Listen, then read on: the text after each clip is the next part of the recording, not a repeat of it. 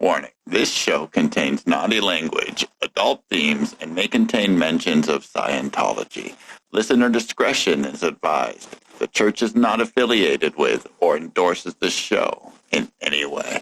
Hi, thank you for listening to the second episode of My Truth On, and we are going back to Scientology. This episode was recorded before I had the checklist to be able to help identify as to what a cult group is. And if I would have had that checklist, I really think I would have appreciated his story a little bit more. Something really brave about going first. This is a story about how a member of the public can go from online courses and good experiences to just strike three, leave me the hell alone.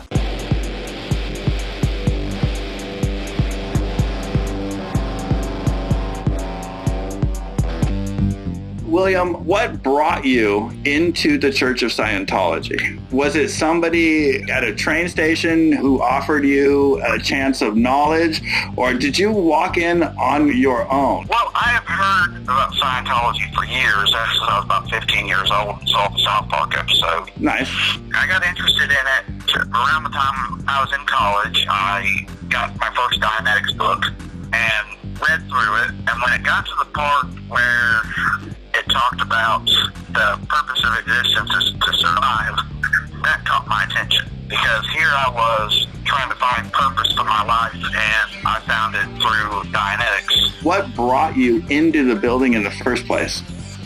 Well, the first part that happened was this. There was a life improvement center in Chattanooga, Tennessee. The lady that ran it, she was a former Sea Org member. She had all the books and everything, and first time I ever walked into an actual Church of Scientology, her husband actually drove me to the organization and brought me there. Tell me about that experience. Oh, it was fascinating, actually. When I first went in, everybody was real friendly at first. This was 2013, I believe. And this was before Golden Age of Tech Phase 2, where they got the new e-meter and everything, and they still had the old e-meter. And they were showing me the meter and showing me all around, and they gave me a personality test. And I had already taken it once before online. This was the second time I took it. And they showed a graph. And I had already been studying Dianetics. I was on Science of Survival by the time I got to the church. I was on extension courses, just doing the courses from home. I saw on the graph, after I had my personality test done, of what I was before I started reading Dianetics. And then after reading Dianetics, my lines went up on the graph after taking the personality test. And when I went into the organization for taking my second personality test, they were pinpointing all my ruins. A ruin is some area in your life where you're not doing well, something which is really eating at you, correct? Yes. Okay. And for mine, at that point in time, I was like 23 years old. Mine was my self-esteem and stuff like that. Did you agree with what they said? Yes, I did. After all that happened, I just went into the course room and just did course. I didn't do no auditing for a while. My one and only auditing session that I had was actually auditing. For the people who don't know, is when they make you go back into the past and tell the earliest story of tragedy that happened in your life, and you tell it over and over again, holding the cans until your needle floats or until it no longer bothers you, right? Yeah, I didn't have the meter auditing. I just had a basic Dianetics auditing session. Oh, okay. Dianetics auditing is kind of the same without the meters. Yeah. Do you feel like that helped you? At that point in time, I did, because when I went to session, I went back to an early memory, like from when I was 2 years old. I'm not going to say what the incident was, but during that time, my right shoulder, right where my collarbone was, started hurting real bad, like it was excruciating, and I think I was blown off a somatic, but that was actually the exact same collarbone that I broke falling out of bed. In that incident, I was actually laying in that same bed. This seems like you had kind of a positive experience. I did at first until around 2016, 2017. Something went wrong at some point? Yes. What was the first inkling? Well, at the time that I was trying to get my basics, the bookstore officer was trying to talk me into, getting credit cards and loans against my property to pay for books and stuff like that. I never did. I'm old-fashioned. I don't get loans or credit cards. I've never had a credit card in my entire life. You're talking about putting loans against your house for the basic books. Now, I know that the books are 19 books at about $20 a pop. What else were they trying to get you to sign up for that you would need to get like a mortgage on your house? They would want me to get the books first before anything. Sure. That's like 19 books and 2 lectures, correct? It's 19 books. Hang on, I have them right here on my shelf. 19 books, lectures 1, 2, 3, 4, 5, 6, 7, 8, 9, 10, 11, 12, 13, 14, 15, 16 lectures. The lectures go for about about $100, somewhere around there? Some of them, the Philadelphia doctorate ones that are for the book Scientology 88008, those are around $1,500. When I was on staff, they gave me all the basics for free. I feel terrible that someone else had to pay for it. Well, here's the kicker. I never paid for my books and lectures. Awesome. Here's what happened. A lady from Flag, who was a member of... Did you get a phone call saying they've been donated to you? No, I got a Facebook message. I think everybody gets them free because my other buddy who was involved at the time, he got his free too, like almost a similar story. This is what happened. The lady from Flag, she was a member of the Nation of Islam. What she did was she bought basic packages for people, mostly black Muslim women studying Scientology, but she was really wanting to donate 2 packages to somebody, and it just happened to be me, even though I wasn't a black Muslim woman. Have you actually read them? Yes. To be honest, I've gone through about half of them, and some of them are kind of interesting. Some of them are kind of like stuff you already know. Some of them are stuff that you should know, and then some of them are kind of dangerous. Oh, don't get me wrong. Science Survival is one of my favorite books, even though it's really homophobic, but it actually, I still use some of the things in Science of Survival to pick and choose my friends. There's definitely tools that you learn that you can put into like everyday play, but it's just there's so much that is also terrible. You mentioned homophobia. The kicker was that after I got my basics, they were wanting me to buy all the rest of the package, like the ACCs and the Congresses, and they were starting on that now. And those get kind of expensive, don't they? Yeah, they're like thousands of dollars. I can't remember the actual price. I still have the DVD of the event, but I'm not 100% sure on the price. Right. But what gets me is when I was trying to get my basics, they kept wanting me to watch that event over and over again. I think I watched it like 4 times, and I'm still wondering if there's subliminal messages in it. One of the ways to convince somebody that you're telling the truth, even when you're lying, is just to say it or repeat it over and over and over and over again. Have you ever heard a song that you're like, I don't like this song is stupid, but let's say you've heard this song 100 times, eventually your brain conditions yourself to say this song is good. And I think that is one of the reasons why you watch these over and over and over again. Yeah. It's a lot of repetition, and repetition is conditioning. If you repeat it enough, people will believe it to be true. Oh, yeah, it's sort of like command hypnosis. Absolutely. One of the things that happened in 2016, the summer of 2016, was when they re-released Battlefield Earth. Oh, that movie was Not the movie, they were re-releasing the book. Okay. I thought you were talking about the movie. I was like, John Travolta's always the man. Even in that movie, he was the man. Everything else was just garbage. The movie was terrible, but the book is amazing. I mean, that's one of my top 10 sci-fi books. I mean, I love that book. When they re-released it, the church was trying to get L. Ron Hubbard on the New York Times bestseller list again. And I didn't know about this because, like I said, I lived 2.5 hours away from the org. Right. But they were trying to get him on the bestseller list again. Well, I was at work. This was about 11:30 at night, and I get a text message from one of my church members. They were saying, we need you to buy this book now. We're trying to get LRH on the New York Times list again. And I'm like, the thing is, I'm at work. the bookstores are closed right now, and I'm not going to be able to get it till tomorrow. They go, no, you can buy it now on like a card. Back then, all I had was cash. The only thing that really matters is at that point is selling that book and raising your stats. I don't care what you're doing. Just do what you got to do to raise your stats. Cancel everything. Yeah. Buy the book.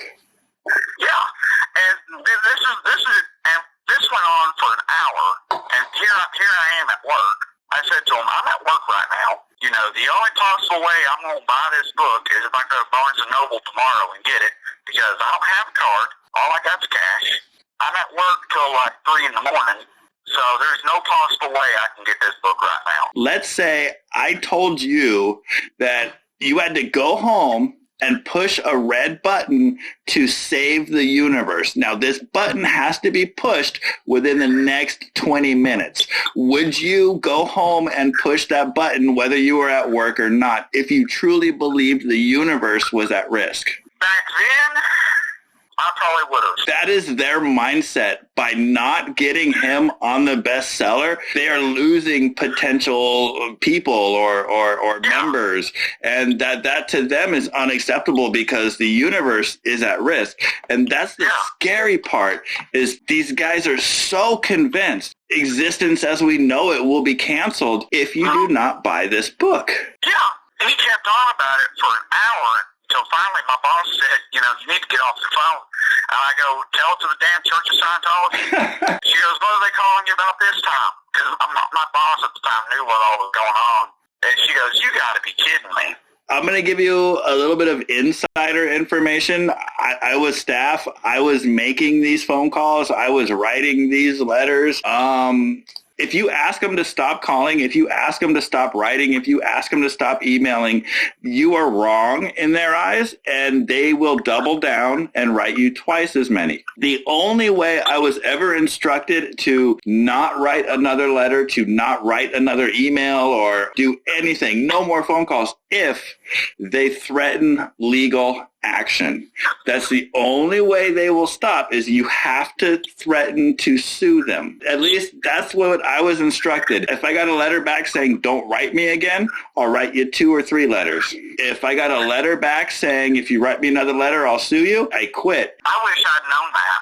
Because the last time I went to the actual church before I left the organization completely, right after I went to the church to visit everybody for a little bit and the whole fiasco that happened in the building, I kept getting a series of phone calls wanting me to buy the rest of the lectures. She called it the chronological study. Now, I can't remember the girl's name at all, but she was originally from the church in New York and was working at the one in Nashville, which was the one I belonged to. She called me and kept wanting me to buy the chronological study, and I'm like, I'm just studying the basics right now. I go, let me finish these, and then I'll buy those once I finish them. And she goes, do you have the event from 2007? And I'm like, yeah, I do. She goes, I want you to rewatch it, and then call me back after you watch it, see if you want to buy them again. How much time on a weekly basis do you think you would spend at the org or the church? I've only been to the church itself. I've been to the one in Nashville 3 times, and I went to the one in Atlanta once, right after they opened it. So you didn't really spend a whole lot of time there? Yeah, I did most of the extension courses. When we first started talking, you were saying back then it was a good experience. Yeah. That was a few years ago. What about you now? Do you consider that to be a good experience? Back then I thought it was, and then what about now? When I was involved, I had blinders on. I refused to go to the internet and check out any of the black PR. Like, you said something negative about it. F you, I'm not listening, right? Like, did you go through that phase where, like, once you left, you went down the rabbit hole of all the negativity? You know, I did, because when Leah Remini's show first came on, my folks were wanting me to watch it, and I refused to watch it. I went through the same damn thing. I refused, and people were like, you have to see it. In fact, they were watching it right in front of me, and I just went out on the porch. Did you ever watch the Leah Remini show? I did after I left. What made you leave? I resigned. You went through the whole routing out process, or did you? No, I didn't route out. I didn't route out at all. I know about the route out process, though. Okay. But the last time I was physically at the church, I went up to Nashville for an Iron Maiden concert, and Nice. And I got there like the day before because I wanted to go to the org and visit everybody. And I brought my extension course with me and was going to go to the course room. Well, as soon as I pulled into the parking lot, before I even walked in the door, the reg comes out of the side door and says, "Hi, William, how you doing?" I'm like, "I'm doing good." I knew her because her grandparents actually live like 5 miles from me. But she comes out of the door and says, "Hi, William, how you doing?" I'm like, "I'm doing good." She goes, "I heard you were coming in saying you're going to go on course or something." Yeah, I brought my extension course with me, but I was going to meet with the ethics officer, who was a friend of mine, and yak with him for a little bit. She goes, "Well, let's get you in here and see if we can route you on a course." So I go in and... Sounds like a normal day at the org. Yeah, well, I was already on one course already, and she was wanting me to sign up for one. So she sits me down, and she goes, "What can we do for you?" And I'm like, "Well, I'm just here for like 2 days. I just brought my course with me." She goes, "Well, there's other courses you can take. There's stuff from the Scientology handbook." I'm like, "Well, I was really thinking about the assist course." And she goes, "Well, let me show you the book and see if you want to take it." She goes, "The course is only $35. She brings me the book. Sure, I'll take it. She goes, "Course room's upstairs," and she goes, "They'll be starting in like 10 minutes or so." About 10 minutes, I go upstairs, and I don't know where the upstairs course room is. I'm used to the one downstairs, the public course room. I get up there, and there's a lady up there who shows me where it is. She goes, "Make sure you go inside quick." She goes, "The course director will be in there soon to take roll." I go in, walk back out. She goes, "You better go back in there. There's the course director. He's going to be taking roll." So I walk in and sit down. There's 5 people and me in the course room. They're all staff members, and I'm the only public member in that course room. Yes. I have been that staff member sitting amongst 5 of my friends while one public sits among us that actually is paid. Even though I've sat through this 100 times, we still had to fill the room or give the illusion that it was more packed than it was. You are 100% correct. Oh, I bet.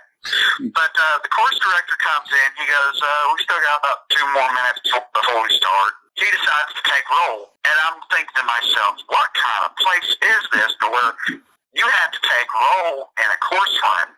Because the last time I was in here, I was in the course room downstairs, and I could come and go as I pleased. No, when I was on staff, they took roll. You had to get permission to go pee, and if you missed your course, you were in trouble, mister. I missed my course the next day because I had already told them I was only going to be there for 2 days. And I had a bottle of water sitting on my desk that I bought at the cafe. He told me I couldn't have my bottle of water in there, that I had to leave it in the hallway. Student lockers. Yeah. Yeah, you got to leave your water in the hallway for some reason because, they want you to be uncomfortable. I would rather have my student be comfortable than be annoyed. Yeah, I mean, I was going to be in there for 2 hours. Right. I got to the part on the course where I had to do an assist on somebody. Explain what an assist is for the people who don't know. Basically, what it is you sit the other person in a chair and you tell them that you're going to do an assist on them. They close their eyes, and you basically take your index finger and say, "Feel my finger," and then, touch their shoulder, and then they'll say, "Yes, I can feel it." I go, "Thank you." Touch the other shoulder and say, "Feel my finger." "Thank you." And you do this all down the body for about an hour. I did it for about an hour until the other person feels better. So basically what happened is I sit this guy in a chair, and for an hour I'm going, "Feel my finger, feel my finger, feel my finger, feel my finger," over and over again. All of a sudden, about 30 minutes in, I go, "Feel my finger." He goes, "Yes, sir. Sir, yes, sir." There does come a point where you just have to giggle or laugh. Have you ever had to yell at an ashtray and tell it to stand up? I never did the TRs. I wanted to, though. But I know about that. But anyway, after I got done doing the assist, he had to go to the case supervisor and get put on the e-meter to see if I did it correctly, and I did it correctly, apparently. Oh, good. Yeah. And he was a really nice guy. He had been in the church for a couple of years. And he told me afterwards, he goes, you did really good for your first time. anyway, by the time I got back in the course room, course time was over, and they told us to come back at a certain time, which I didn't because I had to meet with the ethics officer. What was going on between you and ethics? Oh, no, the ethics officer was a real good friend of mine. He was just he wanted to meet with me to try and talk me into getting on staff. Back then, he was a really good friend of mine. He wanted me to take the personality test again, and then take an IQ test, and then fill out some forms to join staff. Well, what's funny is on the thing to fill out for join staff is, have you ever committed any crimes that you never got caught for? Correct. I admitted all mine. I also was as honest as possible. After all that, I went back to my hotel room because I was tired and I wanted to take a shower and go get something to eat. They wanted me to come back the next day before I went to register an arena for the show. So I went up to the church and they wanted me to do an A to J check. I went downstairs to the basement with this other lady to do my A to J check. What A to J check is, for those who don't know, it's a security check for people who are going to join staff. And they ask you questions like, do you work for the FBI? Do you have any interest on being a reporter, anti-Scientology? Are you going to sabotage us? It's a very, very weird security check that makes sure you are not involved with the government in any way. Well, the thing is, my dad is a retired police officer. Did that cause you any issues? Surprisingly, no. Okay. Because my dad lives in another country anyway. He wasn't immediately connected. Like you weren't also employed by a police department. I had friends that were cops, and that's about it. It was my dad. Right on. But anyway, before I went into the room to do the A to J check, she wanted me to leave my cell phone outside the door, and she left her cell phone out there too. If somebody says, I need you to leave your cell phone outside the room, my question is why? Like, what the hell are you hiding? Yeah, that was exactly my thought too. But my A to J check didn't last that long at all. It lasted about 20 minutes. But I kept having problems with the meter cans because I was used to the old Mark 70 meter cans. The new cans have this weird texture to them that I just didn't like. I don't know. It felt like I was having too much pressure on my fingernails. Do you really think that those cans work? Because, I was on the cans, I was in auditing, and we were regressing to childhood moments. And I was talking about how, and again, I'm on the cans, and I was talking about how I had a bully growing up, and, the bully's name was Scott Farkas, and, I had a little brother that I had to protect on the way home from school. And I remember one time my mom wrapped my little brother in this jacket that was oversized. And, basically, I told the plot of A Christmas Story. A Christmas Story. Yes. And my needle floated. It was at that point I realized as long as you can keep your hands from squeezing, your needle will float. That's crazy. Because if your needle floats, you're exteriorized. The way they were using it was more of a lie detector. What I realized is by holding the cans, it just works over like how much surface of your skin is touching that can. Now you have wrinkles in your hands, you have all kinds of indentations, and if you squeeze, then those indentations push upon the can, creating more surface space, moving your needle. So as long as you can keep your hands from either squeezing or contracting, you can kind of manipulate where that needle goes. It was to me, it was never like a measure of my spirit or anything like that. It was just how still can I hold my hands. Oh Lordy! After I had the A to J check done, I go back upstairs, and they handed me the staff contract. How long did you sign up for? I didn't sign up. I didn't sign the thing. I walked out with it. What made you walk out? Well, here's what happened. They wanted me to read the staff contract and sign it. I told them, I had to go because I had to meet somebody for lunch. And they go, well, sit here and read it before you go. That way, if you don't understand something, somebody will be here to explain it to you. Sure. So I go into the public information center where they got registration desks at, because the registration area was in the public information center where they have all the video screens and everything. So I go in there and sit down with my ethics officer and this lady from the Sea Organization. And they know I'd been wanting to get an organization in Chattanooga going for years because Chattanooga was growing, and my thinking back then was we needed an organization in Chattanooga because there was like 4 Scientologists in Chattanooga. That's enough. It's a start, you know. Well, I'm sitting there reading the whole thing, and I get to the part at the very end where it talks about release, where if you have any problems inside the organization, you're not allowed to contact the authorities. You're supposed to handle it within the church. And that's what got me. I wasn't about to sign it. My thinking is, you know, if somebody punches me in the face or something or assaults me, I'm not allowed to go to the authorities about it. I got to come to y'all. No, I wasn't about to sign that. The Sea Org lady goes, the chairman of the board for religious technology. The chairman of the board is David Miscavige. Yeah, okay. David Miscavige. She goes, David Miscavige right now, he's not wanting to open up new churches in different places.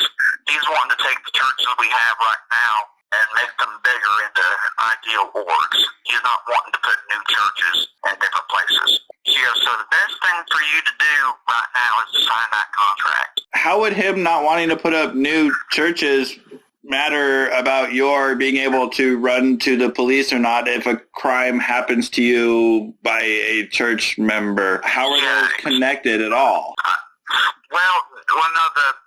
That part was on the staff contract, but they knew my goal was to try and get one in Chattanooga. Okay. And when I had mentioned that to them, that's what they said. The response that you gave from them seemed like a way to answer a question without really answering a question. We sat there for 30 minutes trying to get me to sign this contract. I wasn't budging. I said to him, well, I'm going to take this contract home and discuss it with my folks before I make any decision like that. I'd had to move 2.5 hours away from home. I got family. The Sea Org lady goes, do you have to discuss everything with your family to make a decision? Sometimes you do, right? I mean, that's what family's for, I would think. That's what I was thinking, and I didn't say nothing. They told me to pull out the Science of Survival book that was sitting there on the desk, and they go, pull out the tone scale chart and look at conservatism. Okay. They go, you have all the qualities of a 3.5 or 3.0. What is a 3.0? 3.0 is very high normal, capable of fair amount of action. Okay.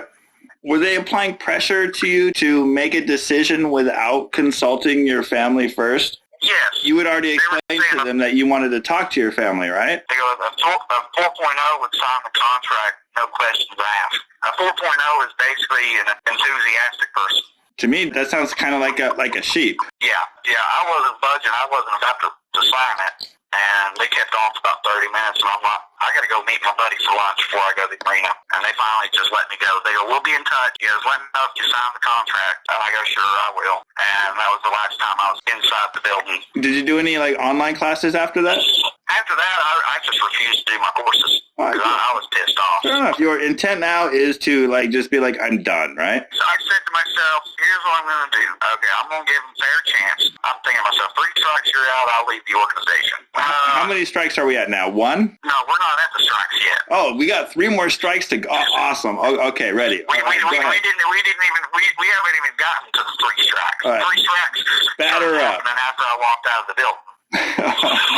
Now coming to the plate. Strike 1 happened when I kept getting a series of phone calls from the lady at the church wanting me to buy the rest of the lectures, the ACCs and the congresses, and wanting me to rewatch the event. Well, I didn't rewatch it. And this lady, over a period of 3 weeks, kept calling me like 3 times a day. And I'm thinking to myself, well, 3 times ain't nothing. I'll just ignore them. You were willing to accept somebody calling you 3 times a day to sell books? Well, I'd ignore the calls. That is really the level of control or the level of acceptance that church gets. Just like, oh, whatever, let's just let them do it. Well, she would call, I just wouldn't answer the phone call. Nice. I'd just let it go to voicemail.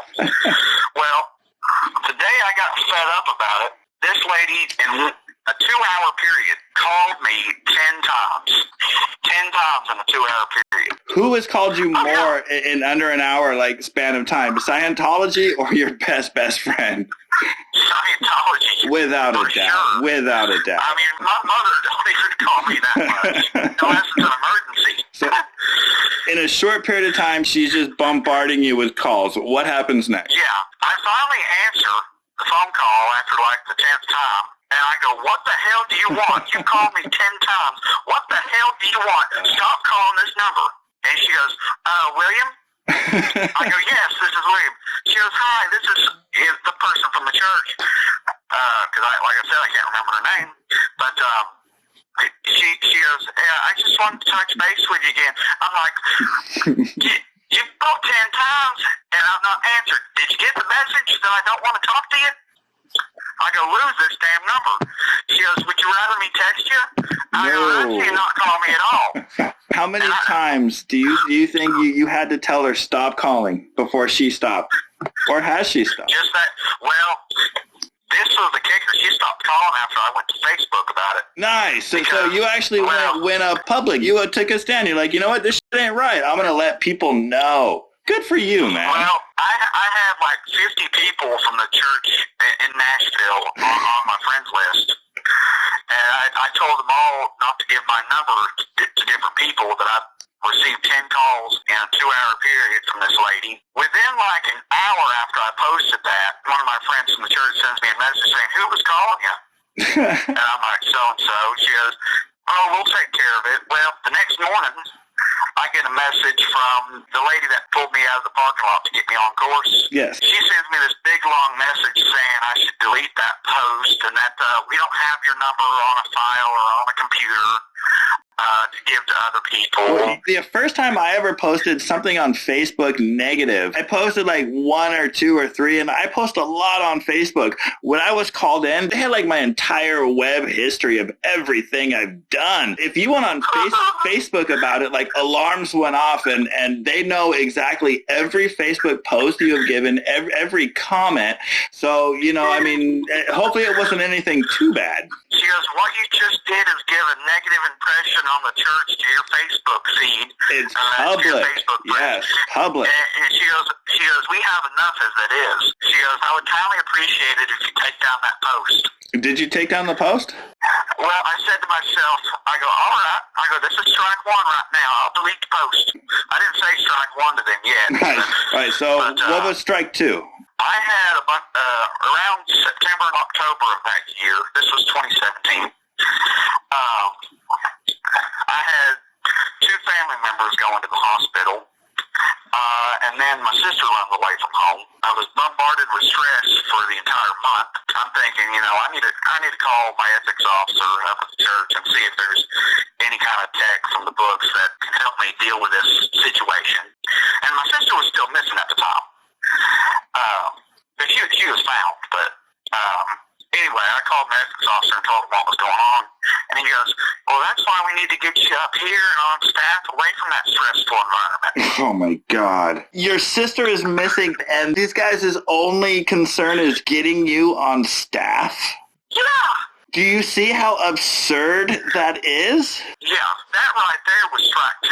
That is absolutely insane. You should be out there searching for your sister or consoling your family or, you know, doing something to bring an end to this particular misery in your family instead of let's see how we can go on staff and improve a graph and, you know, hang out at the train station or whatever. You know, that's ridiculous. Point something out in the books that'll help me.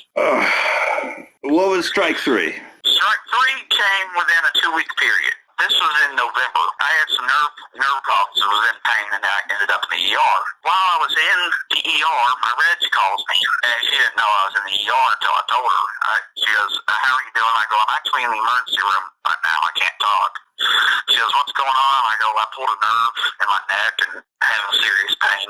She goes, okay, we'll talk later. Well, the next week, I end up in the ER again for an infected testicle. And I get out of the hospital. I had just gotten out of the hospital.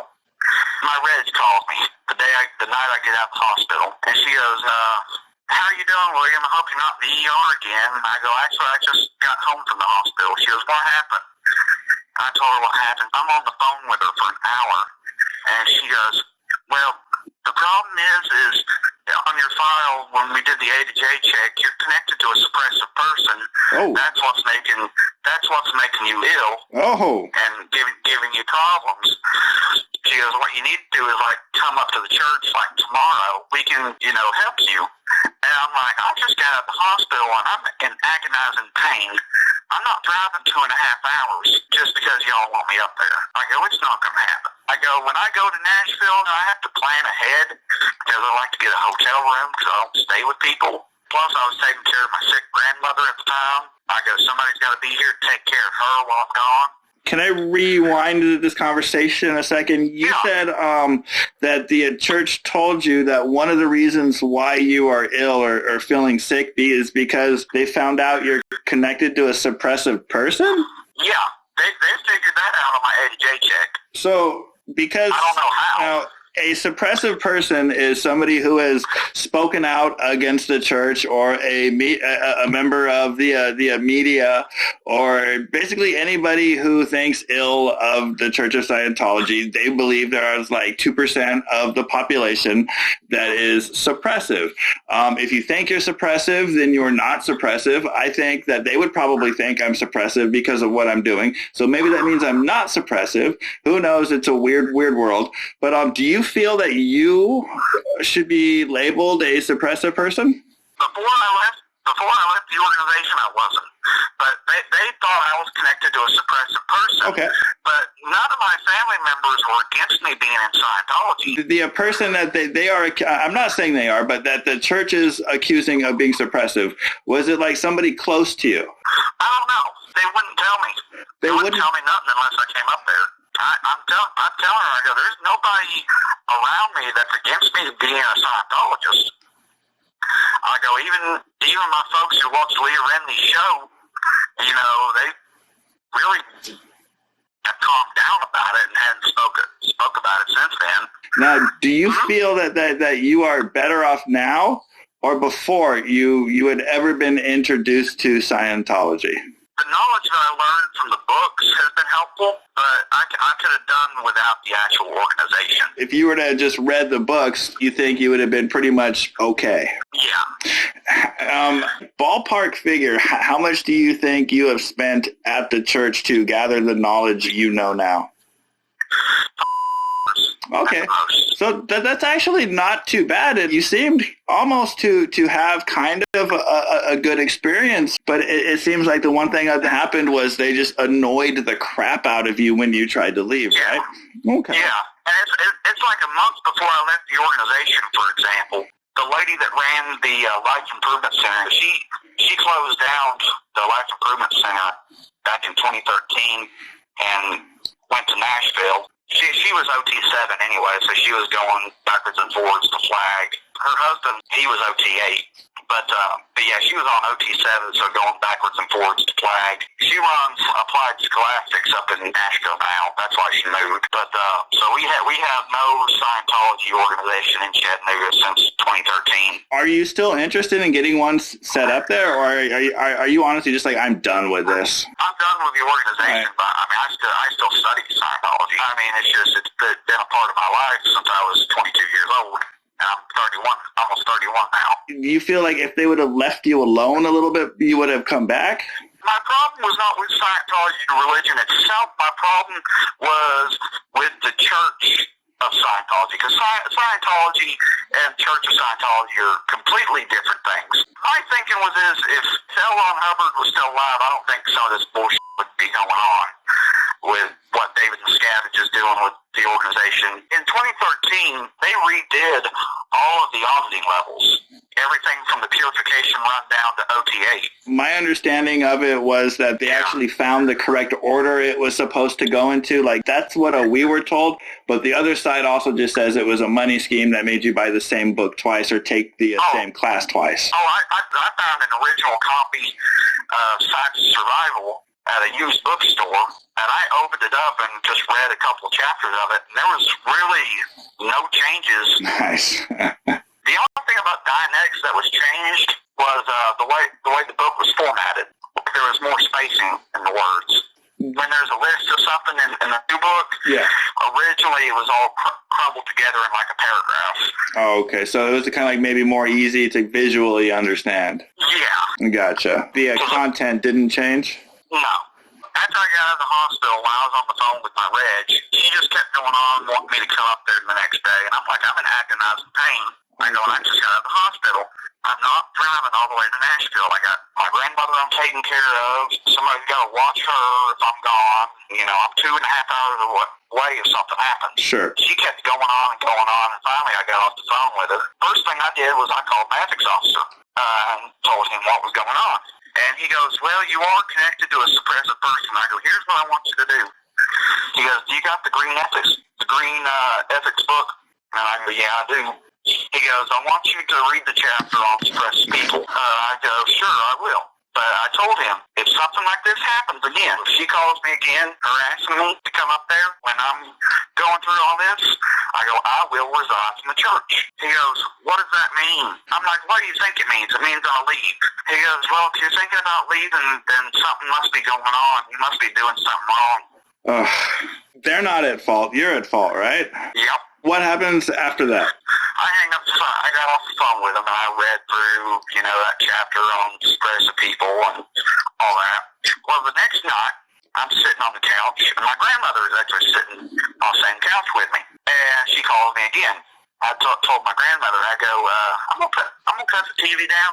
I'm gonna put this lady on speakerphone. I want you to listen to this. So I'm talking to her, and my grandmother's listening on it. And she's going on, wanting me to come up there and everything. And I'm like, I'm trying to get better here, and I can't just leave everything and come up there the next day. It's it's a process because I got to get a hotel room. I mean, I can't drive straight 2 hours and 2 hours back. I mean, that's just impossible for me. She's going on about the same thing she said yesterday. My grandmother's listening in and shaking her head, nodding my head to her. I'm like, I agree with you. Well, she decides to pull out the Fundamentals of Thought book, and on the chapter about life being a game. Right. First thing she says is, your reactive mind don't want you up here. She goes, that's the problem. Your reactive mind is telling you, not to come up here and get help. And I'm like, yeah, you're right, and all that. At this point, she's really pissing me off because this has been going on for an hour, and my grandmother's just gritting her teeth at this point, sitting next to me, listening to this. Because I told her what happened the night before. Okay. And she pulls out Fundamentals of Thought and starts reading from it. She goes, that life is a game, and that life is made up of freedoms, barriers, and purposes. She goes, if the barriers are known, if the freedoms are known, you can have purpose and have a game.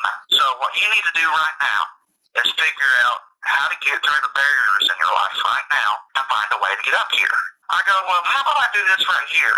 How about I break through the biggest barrier in my life right now? I resigned from the church. I hung up the phone. Have you been contacted since? Yeah, I got several phone calls the next day. One was from my ethics officer. He asked me what happened, and I said, I warned you if this would happen again, I'd resign. He goes, what does that mean? I go, it means I'm done. Right. You resign means like, I'm done. I quit. I'm out. Don't call. And he goes, well, I understand that and all that. And we ended the conversation. Then I get a call from the lady that ran the Life Improvement Center here in Chattanooga. She goes, I'll come and talk to you, meet you somewhere, and we can talk. She goes, I drive through Chattanooga all the time. She goes, I can meet you somewhere and we can talk about this. I said, we can talk all you want, but I'm done. She nailed the final nail in the coffin. I go, I'm done. No. That was the last conversation I had for about 2 months. Right. And then starting in January on my birthday, I got a phone call inviting me to an event, and I told her that I resigned from the organization. At this point, you have remained pretty polite? Oh, yeah, I hadn't spoke out publicly. The way I thought is, if they leave me alone, I'll leave them alone. Fair enough, and that seems like a good arrangement. But they didn't. What'd they do? So, over the course of 2 months, I kept getting phone calls inviting me to events and stuff like that, and I had to keep telling them the same story over and over again about me leaving and all that. Around March, I get a phone call early in the morning from this guy from the church, and one of my friends from the church didn't even know I left, because he sent me a text message inviting me to an event, and I go, I don't know if anybody told you, but I left the organization. And I told her what happened. She goes, being connected to a suppressive person, she goes, it can have a bad effect on you. She goes, I had to disconnect from my my mother, and I've been better off ever since. Again, it wasn't their fault. It's your fault, right? Yeah. Well, and like I said, I had about 50 people from the church in Nashville on my Facebook. If I post anything on there, they'll all see it. But back in March, I get a phone call from this guy. It was early in the morning. You know, he was asking about courses and stuff. He asked me if I still had my books or if I got rid of them. He just kept on and on wanting me to come back. He goes, would you really give up your eternity? That is the way they think. I mean, this isn't just like you know, a little bit of suffering here and there. This is like all of eternity and existence, and not just the goal, but the ultimate goal. Scientology is, in their mind, the ultimate thing. Here's the funny thing. About a week before I got that phone call, I had found all of the 8 OT levels online. They had them in a tech bulletin online on some website. The entire text? Yeah, the entire text. It is widely available on WikiLeaks. Yeah.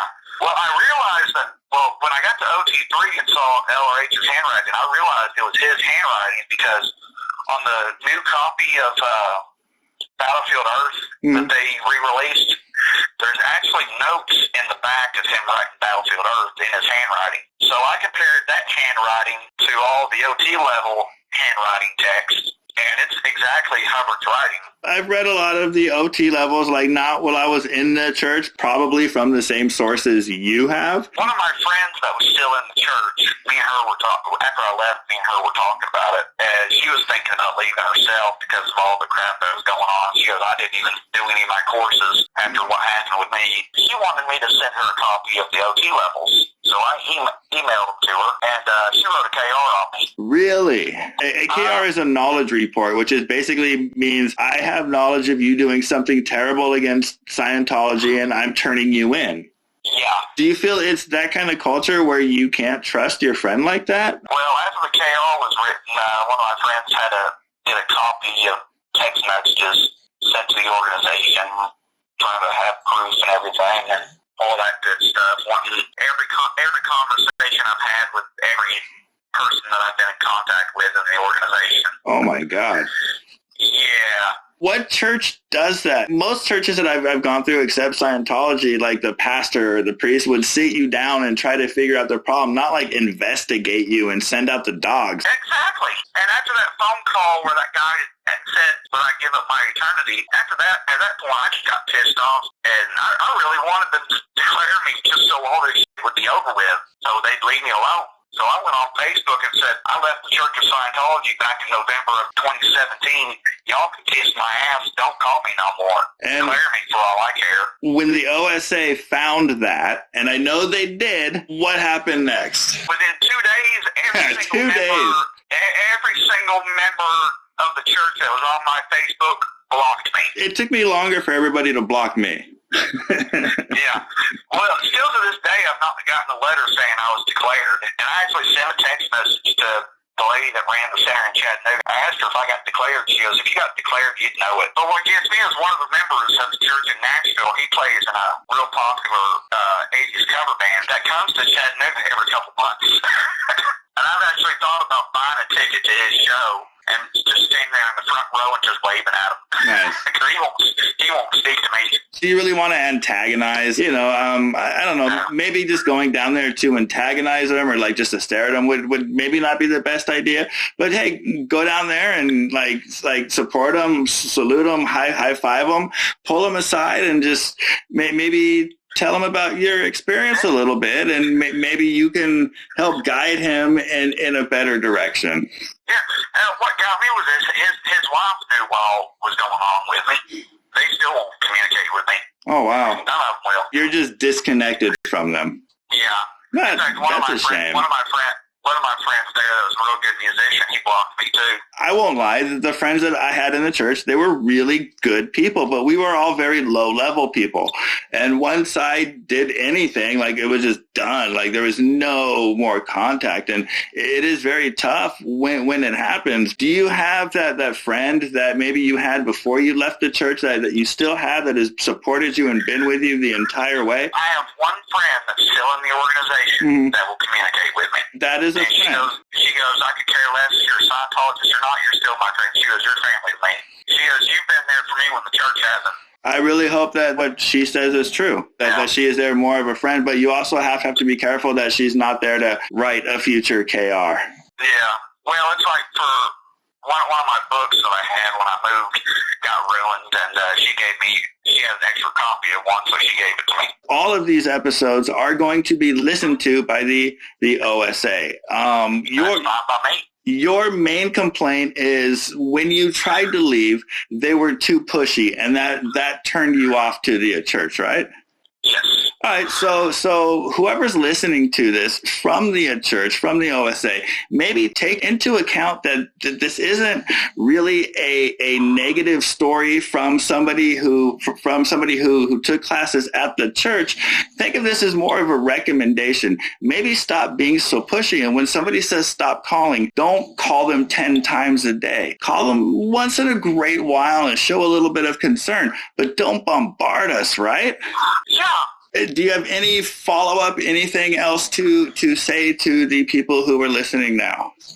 I wish I never got to the organization. I just wish I just studied the books and stuff like that. Would you recommend it to a friend? I have actually recommended some of the Scientology books to friends, saying, here, this would help you in this situation and stuff like that.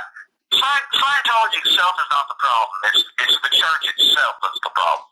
How it's ran, all the disconnection policies, the regs having to make a quota within a week and stuff like that, and just all the stress they put upon staff members and public members to spend so much money. It's like they called me one time for an IAS donation. I couldn't afford it, so they bought me an IAS membership. No, that's nice. Yeah. How was the Iron Maiden concert? It was amazing. Oh, man. Best show I've ever been to in my whole life. That's awesome. If you are listening to the show and you are anti-Scientology, there is a lot of anger right now. If you see one of the people, like let's say they're at a train station or they're walking down the street and they approach you, don't be rude to them. Don't accost them. There's really no reason to throw anything at the buildings.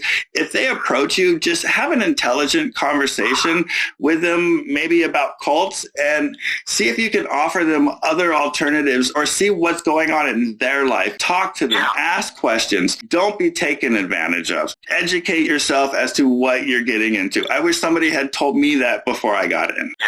Thank you so much for being brave enough to tell this story publicly. I've been wanting to for a while.